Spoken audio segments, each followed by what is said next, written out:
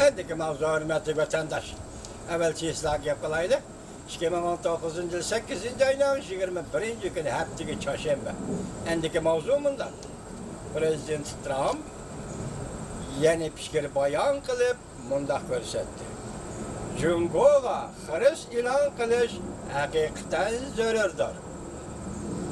Mavzulu xabar 8. ayının 20. günü Amerika ovozdan Xitoy programmasi e'lon qilindi. Xabar mundaq başlar.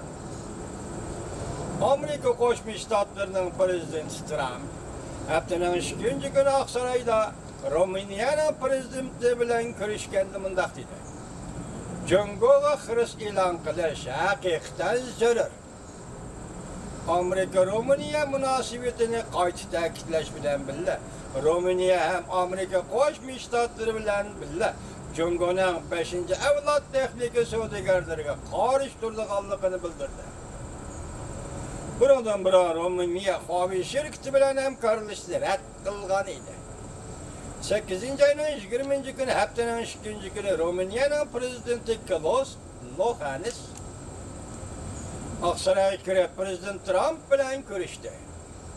Oqsaroy mundaq ko'rsatdi. İki taraf o'zaro mustahkam sheriklik munosabatini so'zlashgandan boshqa Amerika bilan Ruminiyaning harbiy ishlar hamkorligi, kelgusi mablag' solish fursatlari to'g'risida suhbat elib bordi va Jungodan kelayotgan 5-avlod internet tahdidini alohida tilga oldi. Bayonotda mundaq ko'rsatildi. Ruminiya Amerika bilan hamkorlashib, Jungo zavodlaridan keladigan 5-avlod texnikasiga birlikda qarshi turganligini bildirdi. Ko'plagan Amerika hukumat amaldorlari bir qancha qatam dunyo ellarining Huawei shirkati elib keladigan internet tahdidiga sal qaramaslikqa chaqiriq qilishgan. Hamda Huawei şirketi bilan hamkorlashmaslik to'g'risida umid qilgan edi. Huawei şirketi Amerika Savdo Ministerligi tarafidan aniqlaydigan tizimlikka kirgizildi. Lekin Amerika Qo'shma Shtatlarining prezidenti bu yil 6. ayning oxiri Jungoning raisi Xi Jinping bilan ko'rishgandan keyin Amerika davlat manfaatiga tahdid keltirmagan ahvol ostida Huawei şirketining Amerika şirketleridan mahsulot ve mulozimat qilishni setib elishiga ruxsat qilgan edi. 6. ayning oxiridagi Osaka suhbatidan keyin prezident Trump bilan Xi Jinping suhbatidan keyin Ruminiya hukumati 2013 yil Huawei şirketi bilan aslatma imzolab, Ruminiyaning uchoq va elektronlik sistema qurilishiga Huawei şirketini qatnashtirishga qo'shilgan. Lekin 2019 yili 3. ayda Ruminiyaning alohida uchoq mulozimat idorasi qo'l ostidagi asosiy qurilish aslahalari bo'limi Huawei shirkatining uskunalarini setib olmaydiganligini bildirgan. Muxbir prezident Trumpga Jungo Amerika savdo urushida savol qo'yganda prezident Trump mundaq ko'rsatdi. Endi sizga bizga keragi savolmayadi chiqib. Jungo bilan bo'lgan masala nihoyat yaxshi bir taraf qildi. Lekin ba'zilar Jungo xirish e'lon qildi. Men o'qidim, ko'rdim, nurg'un narsalarni ko'rdim. Men ko'proq o'qidim. Men iqtisodshunoslarning deganlarini angladim, ko'rdim. Voz kechish.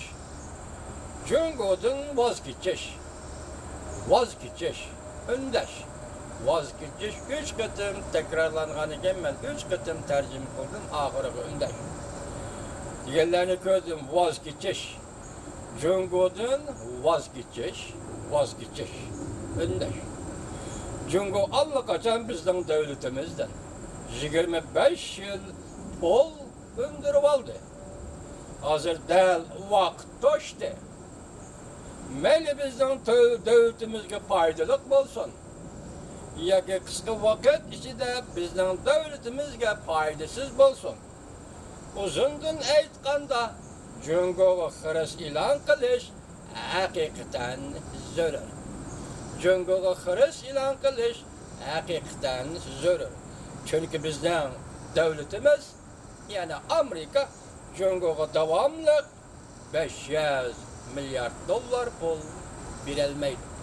Yani her yılı gidek şu etraftaki teatırı Park degan so'zni teatri parkini ko'ryapmizga 200 etrafı davamlı ishlayapti. Şuna deydiki Prezident Trump bizning davlatimiz Amerika endi Jungo'ga her yılı 500 milyardan dolar pul verilmeydi. 25 yıl aldı Jungo. Ya o nima degan pul dostum, o'ylab bakın. O'ylab bakın vatandaş. Demek o 2 yıldır 1 trilyon oldu degan gap. 500 milyar 2 yıldır 1 trilyon bo'ldi. 25 yıl. Bugungi Jungo'nun nochiligi mishiyatini kelganda vatandaşlar.